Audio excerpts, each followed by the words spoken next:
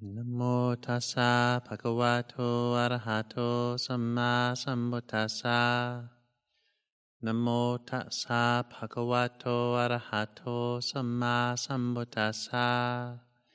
Namo tassa bhagavato arahato samma sambuddhassa. Buddhang dhammang sanghang namasami.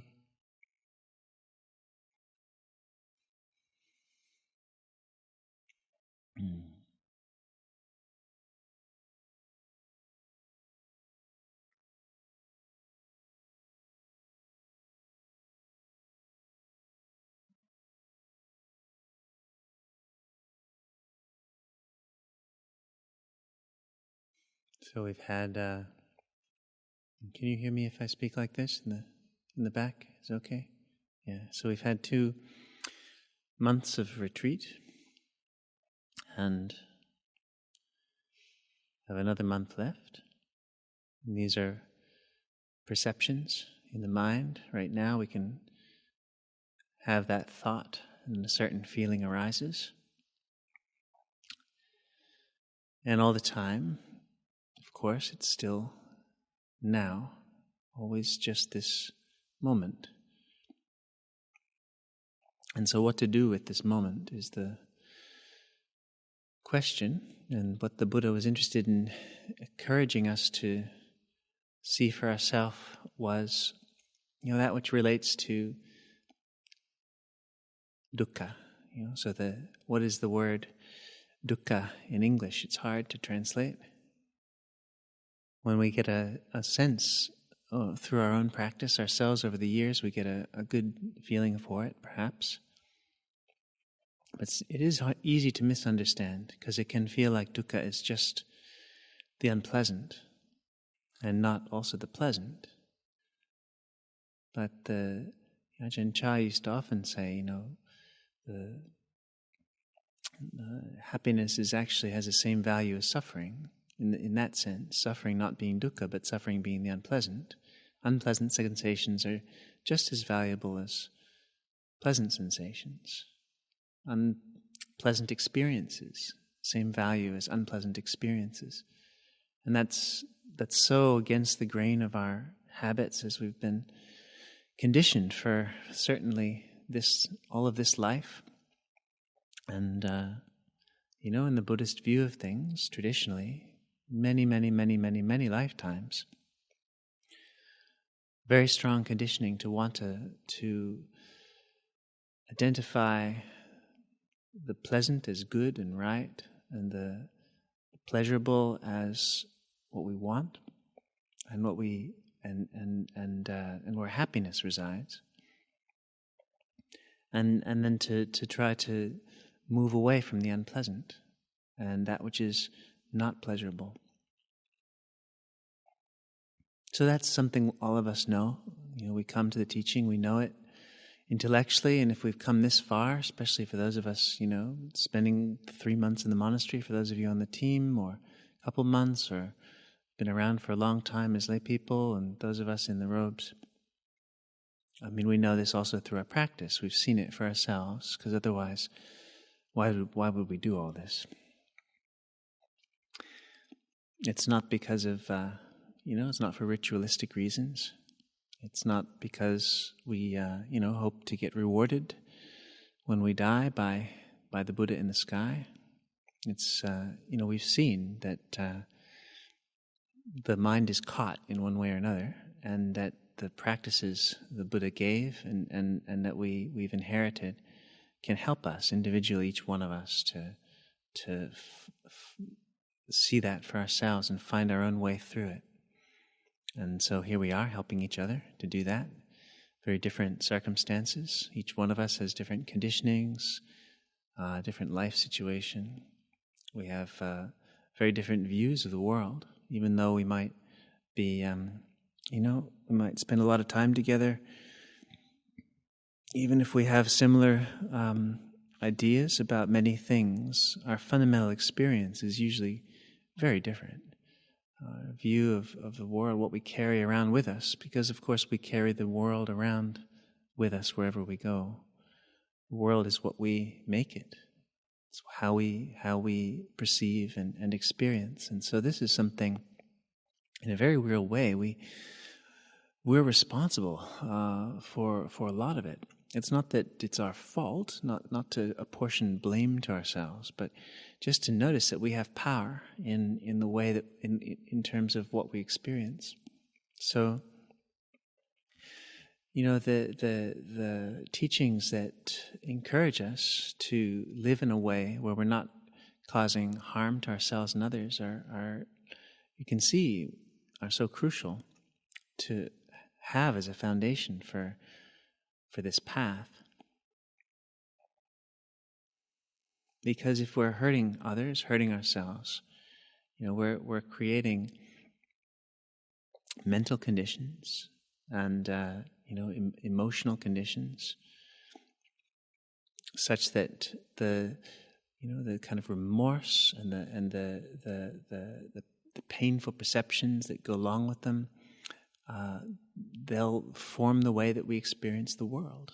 It's why, when somebody hurts somebody else, it's from the point of view of kamma, Buddhist point of view, it's sort of more unfortunate for the person who's doing the hurting than it is for the person who's being hurt, even though it certainly is, in one sense, of course, the usual sense, it's much more unfortunate for the person being hurt, and it's a horrible thing. But the person doing the hurting is creating the conditions for a world of suffering from that point on, even if they're not aware of it, and even if the effects aren't apparent to themselves or even to others for a while.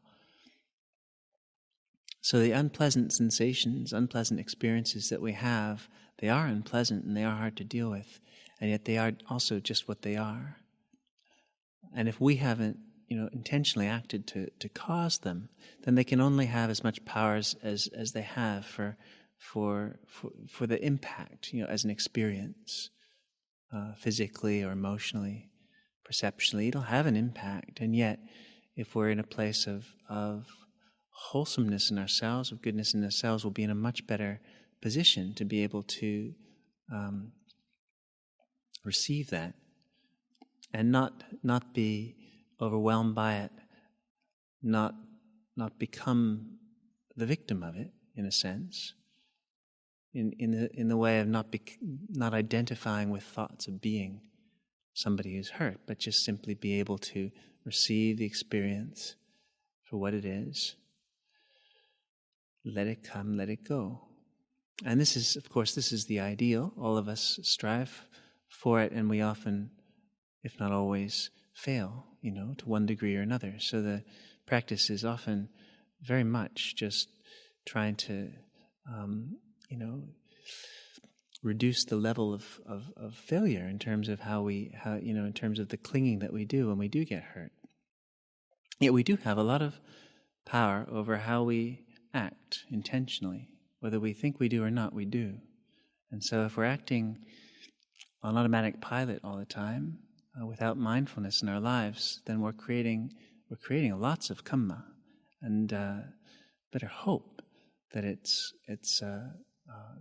kind of good kamma, fortunate kamma. And many of us here, of course, really are doing that, because we are people who do generally have very good intentions towards ourselves and others, even though all of us lose it from time to time.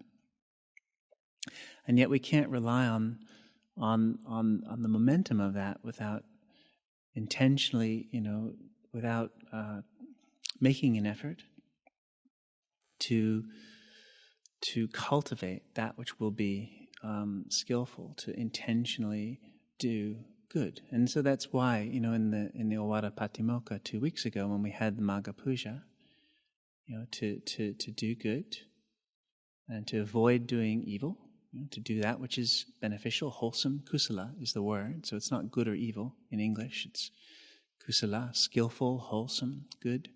To avoid doing that which is unskillful, unwholesome, harmful, bad. And then to purify the mind. And that's the essence of the practice.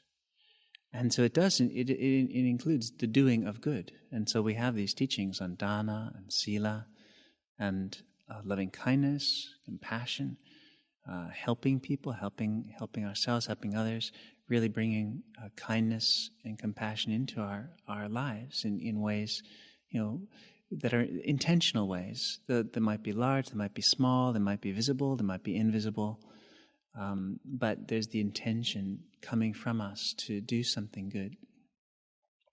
And then also the intention to, when we see how we get caught in something which is harmful to ourselves or to others, we refrain, we avoid, in terms of we, don't go with that. We let it go. It arises, but we don't follow it. And we need mindfulness for that. And so that's where the purification of the mind comes. And so now we're 2 months into the retreat. Everybody's been busy purifying their mind, scrubbing away with mind soap. And some might be feeling a little raw and red from too much scrubbing. You got to be gentle with these things. Some maybe feel like they haven't been scrubbing enough, so they're still feeling a little dirty and smelly. Right? But this is just, we all have to learn through experimentation, and we're all different in terms of what we need in terms of being with our own mental states in a way that's going to lead to a calmness and clarity, where we can be in a position not to follow the habits, the strongly embedded habits of mind, where we see the delusional mind as that, and not need to follow it. It's not going to go away, as long as we're alive, and until we're an arhat. Each one of us is going to have delusional mind going on, but we also have the ability to know delusional mind as delusional mind, to know habit as habit, to know thinking as thinking, to know view as view. And that's a hard one, because how we view the world is very much what the world is in terms of our experience. And sometimes, so those of us who drop deeper into meditation can see how, when the mind gets very concentrated, the world disappears. There's not, the whole world is not there anymore. Who I am is not there anymore. All of it can just go. And yet there's still awareness. There's still a knowing. And even if we haven't experienced something as dramatic as that in our meditation, we can, if we cultivate mindfulness, watching ourselves, watching our mind as it changes, watching our views as they change, how things seem today, how they seem tomorrow, and not just going on automatic pilot, but really having this sense of witnessing myself as I live my life in a contained and a sustained way, continuous. Then we can start to see how it really does change a lot in subtle ways. My view is different than it was. And of course, all of us know intellectually that this is what happens, but to start to observe this through just observation, through awareness, has a power to, we learn, has a power to teach us the relativity and, in a sense, to a degree, the unreality of what we take to be real. It keeps changing. It keeps. We find that it's only trustworthy to a certain extent. Ultimately, it's not trustworthy. We have to trust our perceptions to a certain extent. Of course, we do, but we can't trust them 100%, because they really are just our perceptions, conditioned and changing all the time.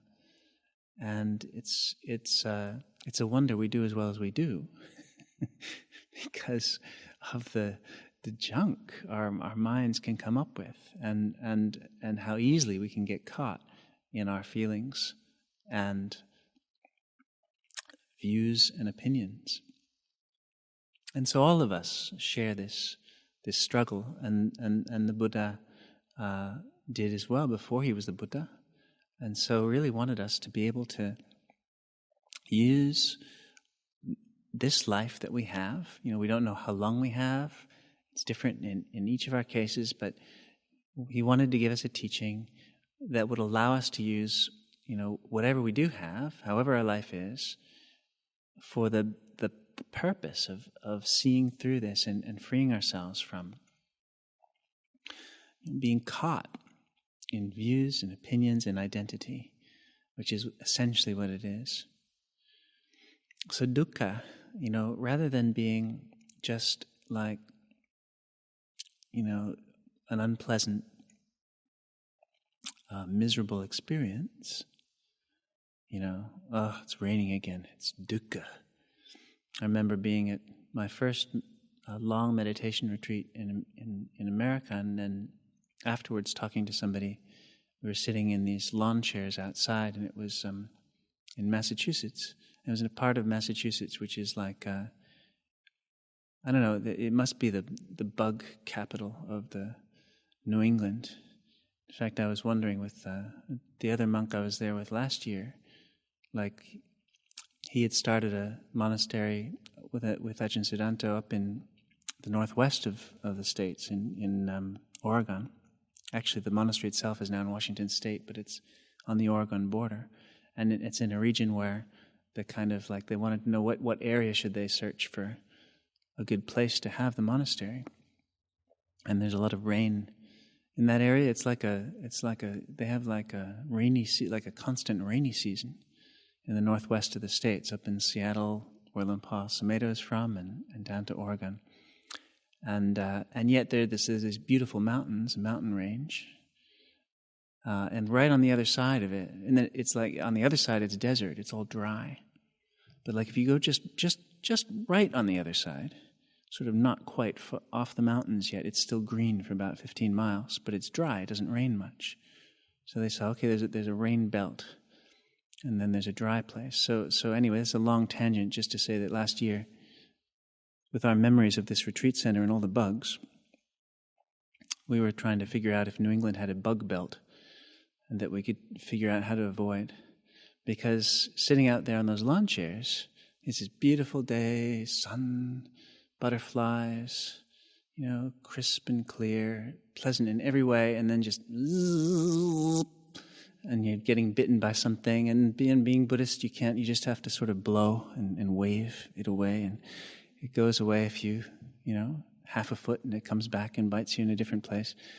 And then that one finally goes, and there's 3 more, and you just can't enjoy it. So people there walk meditation either inside the buildings on beautiful summer days, or they kind of wear these beekeepers' suits with the kind of net over the face and gloves. And I remember, then this person was, she was from Hawaii or someplace, and where it's all perfect, and at least in my Boston imagination. And she said, "God, it's dukkha." And I remember that, and that is a way of using, in the Buddhist. Now that becomes a term for us, we can be in danger of just thinking of dukkha as that, it's dukkha, it's unpleasant, right? But dukkha is not just the unpleasant. Dukkha is also the pleasant. As long as there's attachment, as long as my relationship to, either pleasant or unpleasant, is one of clinging, then it's dukkha. It's this certain kind of stress which is caused by my relationship to what's happening. So even if those bugs hadn't been there and it had been a totally bug-free, crisp, beautiful blue sky day with butterflies, and it had just been pleasant and couldn't have been better, it still would have been dukkha if I were thinking like, oh, I hope it stays like this. I hope it's like this tomorrow. And could it just be a little bit more? Can it just stay? My experience of the pleasant is dukkha if I'm clinging to it. Now, often we think, oh, I'm not clinging to it. I'm just enjoying it, right? But the level that this takes place on is deep.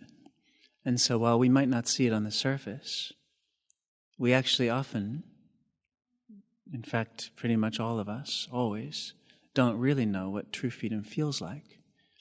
And that's why meditation, as many of us have experienced, can be such a revelation, because for the first time, you get this feeling of, no idea this was possible.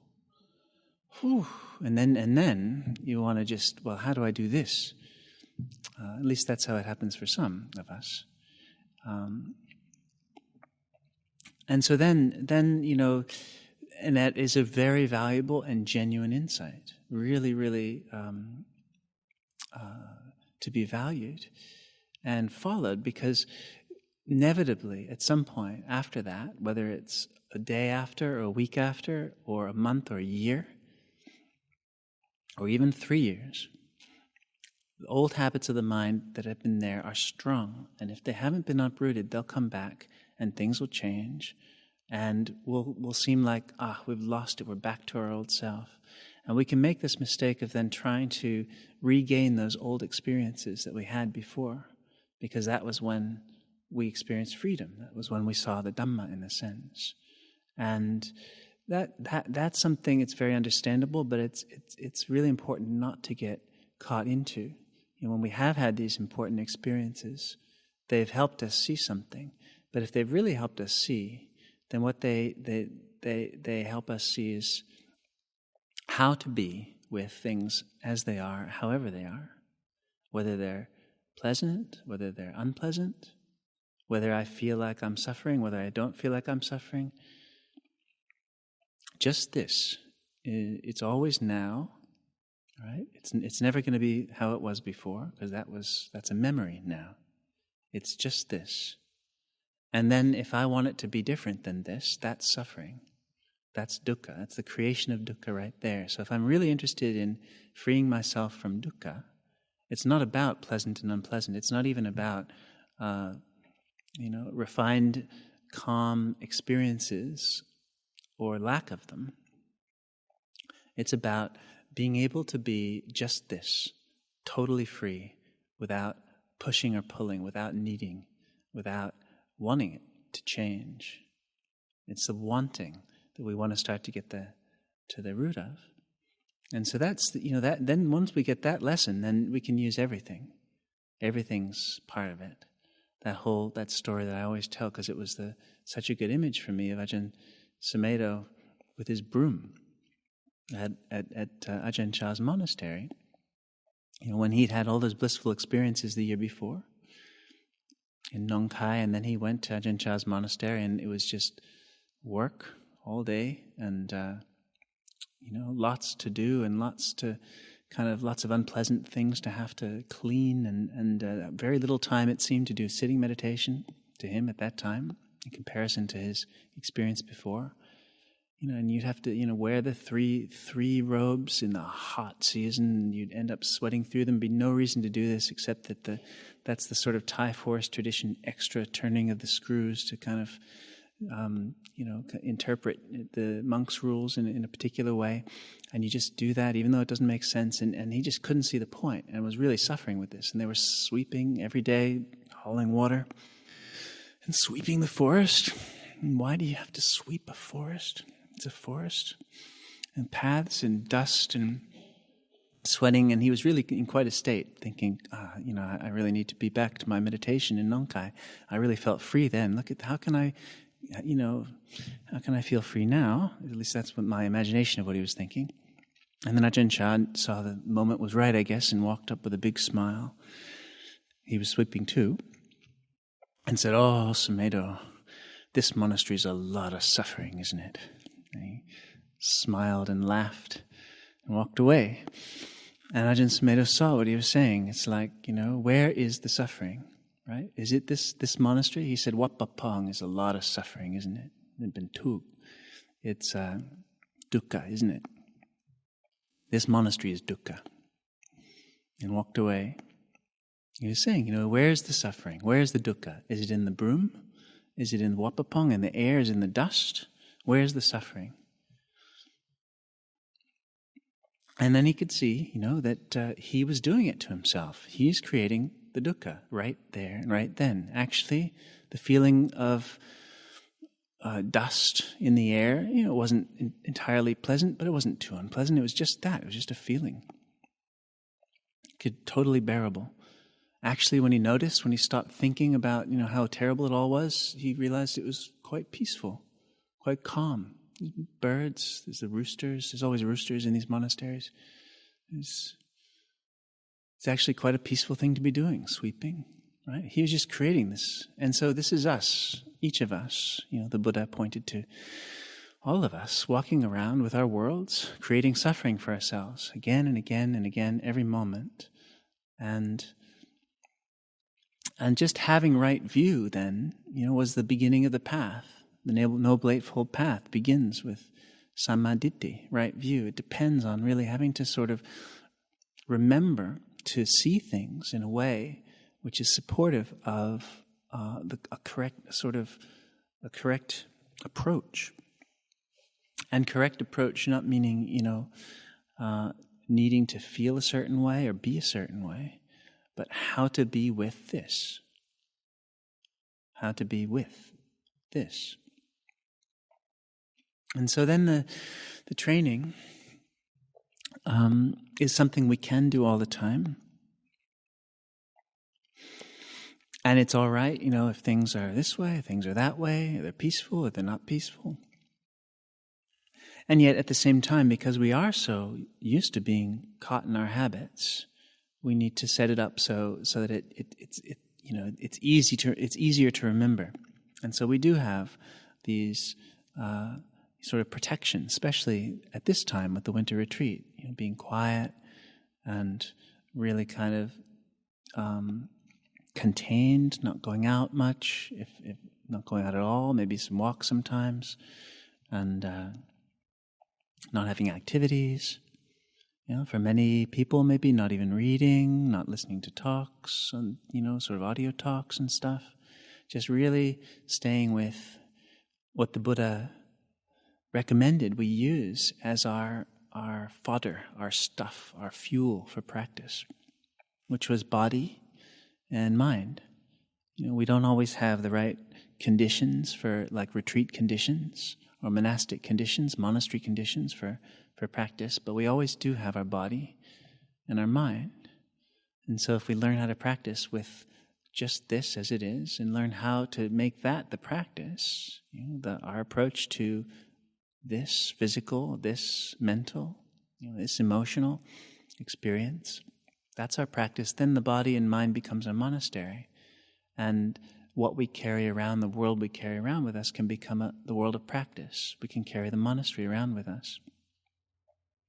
And I think a lot of these rituals that we do, bowing to images and for the monks and nuns, wearing robes and having shrines here and there, are ways to just keep in mind the monastery that really needs to be built in the heart. Because it's easy to forget. The habits come back, whatever the situation, whatever our experiences in the past, and continuity and sustaining becomes the real heart of it. Not so much how deep did we get at one particular time, or what kind of powerful insight have we had at one particular time. Those are all really valuable and really great and a very essential, important part of the path. And then what really where the work is where is in keeping it going with just ordinary experience and over time, because that's where, once the enthusiasm wanes and the inspiration dies down, what's going to sustain us? Then that's really when we come into the where we face the equation of, are we really willing to give up our attachment to our life, to ourself? And maybe some of us aren't yet, and that's fine. We acknowledge that's where we are, and we work with what we are willing to give up, and just work step by step. The beauty of the Dhamma teaching is that we can take it, from where we're actually at, and use it insofar as it's actually going to benefit us, and take it at our own speed, in a sense. And then maybe some of us also have come to the point where we do, on psychologically, mentally, on one level, we have said, yes, I'm willing to give totally up to everything. I'm willing to give up myself. Yes, and then that's on that level, sure. And on these other levels, we spend a lifetime in robes discovering, maybe I'm actually not. Ooh, that bit of me is not gonna. And so it's, this kind of, this phrase I brought up in the support group today that I, about how practice sometimes feels to me, is that it's like a conscious, benevolent humiliation. You're just kind of getting humbled by what you're discovering about yourself all the time, and how you interact with others and all of it. And as long as it's in a safe environment where we are not intentionally causing harm to each other, and we're not deceiving each other, we're doing our best to have integrity and respect and kindness in our relationships, then there's a lot of room for falling apart and for kind of getting it wrong, and that's a blessing, really, because that needs to happen. We can't be just the perfect one who gets it right. If we are, we'll never get anywhere.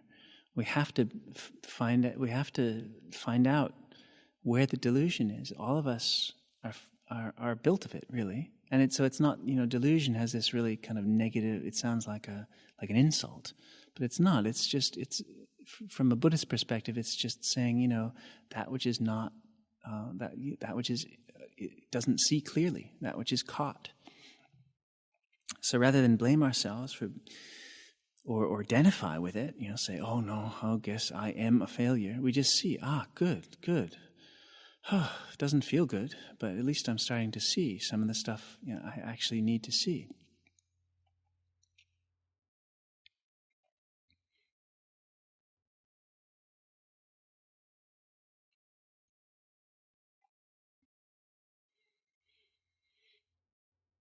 So not, following our ideals, our idealistic sort of ideas of ourselves, of others, of the practice, monastery, whatever.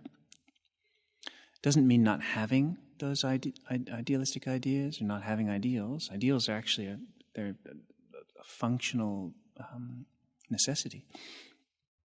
But it's how we hold them, how we are with, the idealistic ideas that we have, or just the aspirations we have, the wishes that we have, the hopes and dreams, how we are with that. So it's not needing to get rid of anything, but it's trusting ourselves more and more to just see the mind as it is in this moment now, and see the elements of mind. So that's thinking is thinking. It seems really real, these thoughts or these views. Okay, maybe not 100% for sure, maybe 99% or maybe 89%, who knows, but it's a view. It's thought. That's from Dhamma practice wants to see that.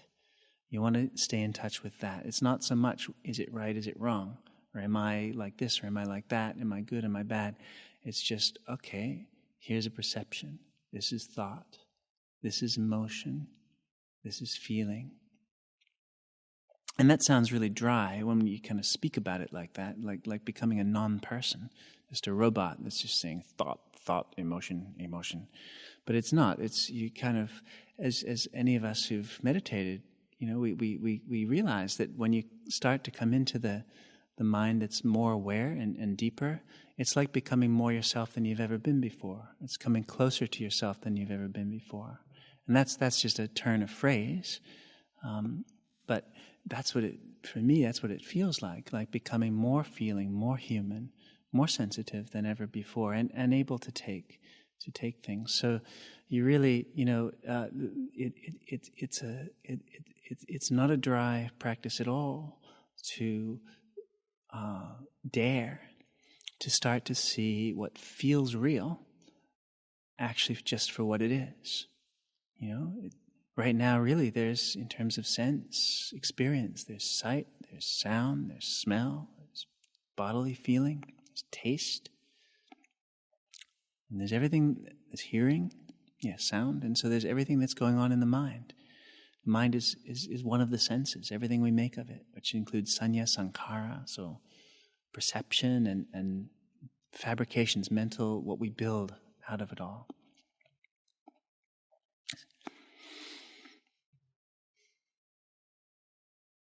So trusting our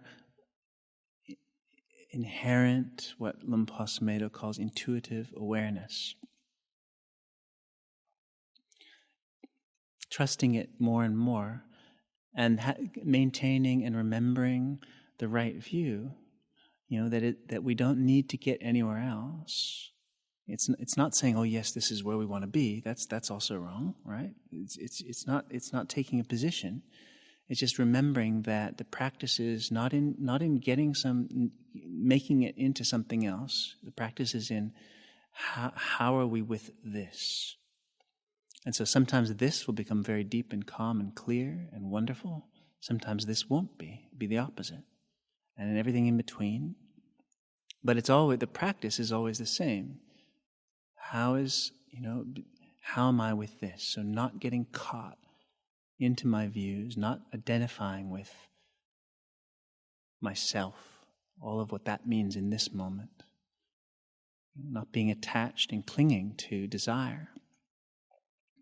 And to do that on deep levels, we need to have a deep level of mindfulness, of knowing.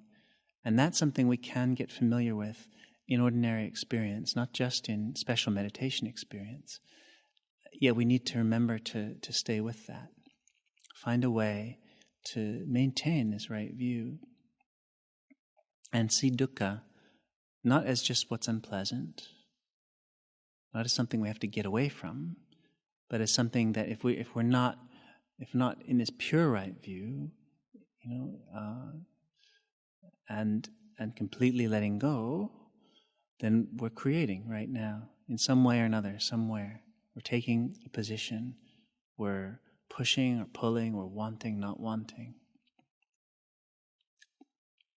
And that's where the work is. That's where the practice is. And meditation then just helps us to it supports us in our the ways that we can see the truth of that for ourselves and remember to practice in that way.